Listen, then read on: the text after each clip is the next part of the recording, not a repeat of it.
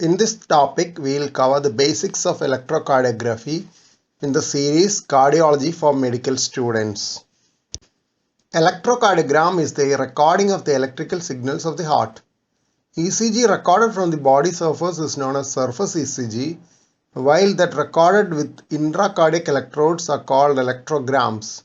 Standard surface ECG uses 4 electrodes on the limbs, of which one is an indifferent electrode, and 6 electrodes on the chest. Please subscribe to this channel for future updates. Click on the subscribe button. Press the bell icon after that for all updates. Various combinations of limb electrodes record 6 ECG leads, while chest electrodes record 6 chest leads to make a total of 12 leads in the standard 12-lead ECG. The leads can be recorded in sequence, groups of 3 each, or simultaneous 12 leads. Multiple simultaneous leads are useful in the analysis of rhythm disturbances. A long rhythm strip is needed for analysis of arrhythmia. Standard recording speed of the ECG paper is 25 mm per second. If needed, a 50 mm per second is also there in most ECG machines. Intracardiac electrograms are recorded at much higher speeds. 1 mm on the x-axis of the recording paper will correspond to 40 milliseconds or 0.04 seconds at the standard speed of 25 mm per second. Standardization of the ECG machine is checked by giving a 1 mV rectangular pulse. Normal standardization is to have 10 mm vertical deflection for a 1 mV pulse. If needed, higher standardizations like 20 mm to 1 mV can be used. In the normal standardization, 1 mm on the y-axis will correspond to 0.1 mV. The normal ECG has P, QRS and T waves. P wave is due to atrial depolarization, QRS complex is due to ventricular depolarization, and the T wave due to ventricular repolarization. TA wave caused by atrial repolarization is seldom recorded on the surface ECG. Sometimes a U wave may be seen after the T wave. Abnormal waves which can be seen in certain disease conditions are the delta wave at the beginning of the QRS complex and epsilon wave at the end of the QRS. The region between two waves are known as segments. PR segment is between the P wave and the QRS complex. ST segment separates the QRS complex from the T wave. TP segment is the isoelectric interval between T wave and the P wave of the next cardiac cycle. An interval contains a segment and one or more waves. PR interval contains the P wave and the PR segment. QT interval contains the QRS complex, ST segment and the T wave. While naming the components of the QRS complex, initial negative wave is called Q wave. Initial positive wave is called R wave. A negative wave after a positive wave, regardless of whether there was a Q wave or not, is named S wave. Additional R waves are named R prime and additional S waves are named S prime. If only a single negative wave is present, it is called the QS complex. Electrical axis can be calculated for the P wave, QRS complex and T wave, and even for the ST segment. But when we mention axis deviation, it is usually the mean electrical axis of the QRS complex. For calculation of mean axis of the QRS complex, the amplitude of the negative waves are subtracted from that of the positive waves while plotting on the graph using lead 1 as x-axis and AVF as y-axis. Another method is to check the lead in which transition from positive to negative QRS occurs using the hex axial reference system. The axis is perpendicular to the lead in which equiphasic complexes are seen. Axis of lead 1 is taken as 0 degrees towards the left, while the axis of AVF is taken as 90 degrees. Mean QRS amplitude of lead 1 and AVF are plotted along the corresponding axis and the resultant taken as the mean QRS axis as shown in this diagram. In the hexaxial reference system, each lead is assigned an axis for its positive pole. The negative pole will be diametrically opposite to it.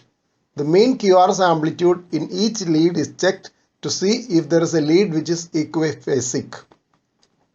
Lead 1 axis is taken as 0, lead 2 as 60, AVF 90, lead 3 120, AVL minus 30 and AVR minus 150 degrees. If so, the QRS axis is taken as perpendicular to it. For example, if the equiphasic complexes are found in lead 1, QRS axis is 90 degrees. It will be plus 90 degrees if AVF is positive and minus 90 degrees if AVF is negative. In this case, AVF will show the longest QRS complex as the QRS axis is along this lead. If no lead is seen as equiphasic, leads in between which the QRS transitions from predominantly positive to predominantly negative is checked. Suppose it is between lead 2 and AVF, then the transition is at plus 75 degrees. QRS axis will be minus 15 degrees if lead 1 is positive and plus 165 degrees if lead 1 is negative. Normal QRS axis is in the right lower quadrant between lead 1 and AVF. If the axis is in the left upper quadrant between lead 1 and minus AVF, it is taken as left axis deviation. QRS axis up to minus 30 degrees is taken as minor left axis deviation or leftward axis. QRS axis in right lower quadrant between AVF and minus lead 1 is right axis deviation. QRS axis in the right upper quadrant is indeterminate axis, sometimes called northwest axis. It could occur both in extreme right axis deviation and extreme left axis deviation. At a glance, if both AVF and lead 1 are positive, the QRS axis is normal. If lead 1 is negative and AVF is positive, it is right axis deviation. In left axis deviation, lead 1 is positive and AVF is negative. If both lead 1 and AVF are negative, it is indeterminate axis or northwest axis. Now we will discuss the determination of chamber enlargements on the electrocardiogram. The normal P wave has a maximum amplitude of 2.5 mm and a maximum width of 2.5 mm. In right atrial enlargement, the amplitude increases, while in left atrial enlargement, it is the width or duration of the P wave which increases. Both amplitude and width increases in biatrial enlargement. P wave abnormalities are best assessed in leads 2 and V1. Normal P wave is upright in lead 2. In V1, a tiny initial spike is followed by a shallow negative wave. P mitral is a notched and broad P wave with taller second peak indicating left atrial enlargement. It may be noted that the initial part of the P wave is contributed by right atrium as it is activated first, and the second part by left atrium which is activated later. It is associated with a prominent negative deflection of P wave in V1, the left atrial component in V1. Tall peak P wave in right atrial enlargement is known as P pulmonale. It is found in cor pulmonale. The tall P of right atrial enlargement in congenital heart disease is called P congenitale. P wave axis is rightward in P pulmonale while it is leftward in P congenitale. The initial spike in V1 more than 1.5 mm in V1 is also a feature of right atrial enlargement. P tricuspidale has been described in tricuspid atresia. The pattern is mirror image of P mitral. The initial peak is taller than the second peak in P tricuspidale. While atrial enlargement is manifest as changes in P wave, ventricular enlargements are mainly manifest in the QRS complex. There can be secondary changes in the ST segment and T wave. Left ventricular hypertrophy is divided into left ventricular volume overload and left ventricular pressure overload. Similarly, right ventricular hypertrophy is also divided into right ventricular pressure overload and right ventricular volume overload. Left ventricular volume overload is characterized by small narrow Q waves, tall R waves with upright tall T waves in lateral leads, usually V5 and V6. Deep S waves are noted in leads V1 and V2 in left ventricular volume overload. Left ventricular volume overload is noted in mitral and aortic regurgitation as well as ventricular septal defect with large left-right shunt and patent ductus arteriosus. Left ventricular pressure overload occurs in systemic hypertension, aortic stenosis and hypertrophic obstructive cardiomyopathy. In addition to tall R waves in lateral leads and deep S waves in V1 and V2, there will be downsloping ST segment depression and T wave inversion, known as left ventricular hypertrophy with strain pattern. According to Sokolow-Lyon criteria for left ventricular hypertrophy, S wave in V1 plus R wave in lead V5 or V6 should be more than 35 mm, or R wave in V5 or V6 should be more than 26 mm. Being a voltage criterion, this is more sensitive but not specific. In thin individuals, higher amplitudes of QRS complexes may be noted even without left ventricular hypertrophy. For Cornell voltage criteria of left ventricular hypertrophy, S wave in V3 is added to R wave in AVL. Left ventricular hypertrophy is considered if the sum is 20 mm or more in females or 28 mm or more in males. Right ventricular volume overload is manifest by RSR prime pattern, that is incomplete right bundle branch block pattern in V1. This is typically seen in atrial septal defect with large left to right shunt. Right ventricular pressure overload manifests as tall R waves in V1 and deep S waves in V5, V6. In addition, there may be right axis deviation of QRS. When there is right axis deviation, deep S waves are noted in lead 1. Now we will move on to ECG changes in coronary artery disease. ECG changes in coronary artery disease can be in any of the waves or segments. Diagnosis of acute myocardial infarction in the emergency room still relies mostly on the ECG, though other investigations are there to supplement. P-wave being an atrial event is not usually involved directly by coronary artery disease, but indirectly there can be evidence of atrial enlargement if there is left ventricular dysfunction. Atrial arrhythmias are observed in atrial infarction. PR segment contains the atrial repolarization wave or TA wave, though it is not usually evident. PR segment depression can occur in atrial infarction and pericarditis. Pathological Q waves are noted in old myocardial infarction. Following features are important in recognizing a pathological Q wave. Width 1 mm 40 milliseconds or 0.04 seconds or more. Depth 25% or more of the ensuing R wave. It may be noted that width is more important than the depth in recognizing a pathological Q wave. All Q waves are not due to old myocardial infarction. Q waves may be seen in hypertrophic cardiomyopathy and muscular dystrophy. Loss of R wave progression in anterior leads is a commonly sought feature of old anterior wall myocardial infarction, but it may be noted that this can also occur in emphysema. Normally, the amplitude of R wave increases from V1 to V5 or V6, while S wave decreases in amplitude in the same direction. ST segment abnormalities are common in acute stage of ischemia and infarction. It is usually mentioned that subendocardial ischemia produces ST depression, while transmural ischemia produces ST elevation.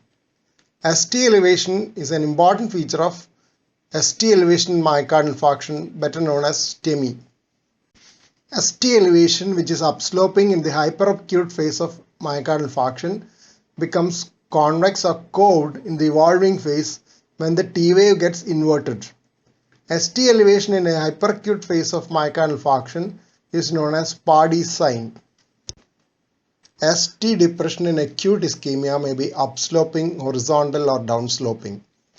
Of these, upsloping ST depression is least specific and can occur as a normal variant. Downsloping ST depression is also seen in ventricular hypertrophy with strain pattern, including hypertrophic cardiomyopathy. This ECG shows hyperacute phase of inferior wall myocardial infarction with 2:1 AV block. There are two P waves for each QRS complex. Note the arrows in rhythm strip, indicating 2:1 AV conduction. Upsloping ST segment elevation known as Paddy sign is seen in inferior leads 2, 3 and AVF. T waves in these leads are tall compared to the amplitude of the QRS complexes. ST segment depression is seen in 1 AVL V1 to V6. ST depression in 1 AVL V1 V2 are downsloping, while those in V3 and V6 are horizontal. T wave inversion is noted in V1 and V2. T wave abnormalities are common in myocardial ischemia and infarction but lack specificity. T inversions in anterior leads can occur as a normal variant in younger individuals, known as juvenile pattern or juvenile T inversion. Ischemic T inversion is usually symmetric and arrowhead, while those due to hypertrophy strain pattern are asymmetric. Tall T waves with upsloping ST segment may be seen in hyperacute phase of myocardial infarction, though it can sometimes be a normal variant. When in doubt, repeating ECG after a short period of observation to look for serial evolution or supplementary investigations like echocardiography are useful. This is mandatory when clinical history is in favor of myocardial ischemic pain. Conduction abnormalities are not uncommon in myocardial infarction as it can affect the blood supply of the conduction system, including bundle of His and its branches. Sinoatrial nodal and AV nodal conduction abnormalities, including complete heart block, can occur in inferior mild myocardial infarction due to occlusion of right coronary artery. Though new onset left bundle branch block was considered as a surrogate of acute myocardial infarction earlier, it is no longer so. Left anterior hemiblock is the commonest conduction abnormality in anterior wall myocardial infarction and has no added prognostic significance. Right bundle branch block in association with anterior wall myocardial infarction carries a poorer prognosis because of more extensive myocardial damage. Presence of associated left posterior hemiblock implies a still worse prognosis. This is because left posterior vesicle has dual blood supply. Hence, the block indicates more extensive myocardial damage. Complete heart block along with anterior wall myocardial infarction signifies very extensive myocardial infarction and has the worst prognosis. Moving on to arrhythmias in coronary artery disease. Ventricular ectopic beats are the most common arrhythmias seen in acute phase of myocardial infarction due to irritability of the myocardium. They progress to ventricular tachycardia and fibrillation. Ventricular fibrillation occurring within the first 24 hours of infarction is often termed primary ventricular fibrillation. Secondary ventricular fibrillation is that which occurs after the onset of cardiac failure and is not so well treatable as primary ventricular fibrillation, which occurs in the early phase of acute myocardial infarction. Another type of ventricular fibrillation in the setting of acute myocardial infarction is late in-hospital ventricular fibrillation. Atrial ectopic beats indicate left atrial dilatation consequent to left ventricular dysfunction in the setting of myocardial infarction. Coronary intensive care units were designed to pick up arrhythmias early and treat them, thereby improving the prognosis in the acute phase of myocardial infarction. Accelerated idioventricular rhythm is a ventricular rhythm originating from the bundle of His Purkinje system or ventricular myocytes. It can be diagnosed when 3 or more ventricular ectopic beats occur consecutively at a rate more than the usual idioventricular rate of 20 to 40 beats per minute. The rate of AVR is usually similar to that of the underlying sinus rhythm which it supersedes. There can be features of AV dissociation like fusion beats or capture beats. AIVR is often well tolerated and seldom needs any specific treatment. It can be overridden by accelerating the sinus rhythm with atropine. In the thrombolytic era, AIVR was often noted as a reperfusion arrhythmia. Accelerated idioventricular rhythm can also occur after spontaneous recanalization of the coronary artery as well as after successful primary angioplasty. Ventricular tachycardia is a life-threatening ventricular arrhythmia which can lead to hypotension and sometimes degenerate into ventricular fibrillation if not treated promptly. The tracing shows fast wide QRS tachycardia in the initial part of the strip, which is terminated by a direct current shock, leading to restoration of sinus rhythm in the latter part of the rhythm strip. Here it is a fast ventricular tachycardia with a rate of around 225 per minute, which produced hemodynamic compromise and needed rapid cardioversion. If the rate is not so fast, it may be better tolerated, allowing pharmacological therapy with intravenous lignocaine or amiodarone. Some cases of ventricular tachycardia can be terminated by overdrive pacing, especially in situations where a pacing wire is already in situ for some other reason. Please don't forget to subscribe to this channel for future updates and click on the bell icon for all updates. Thank you.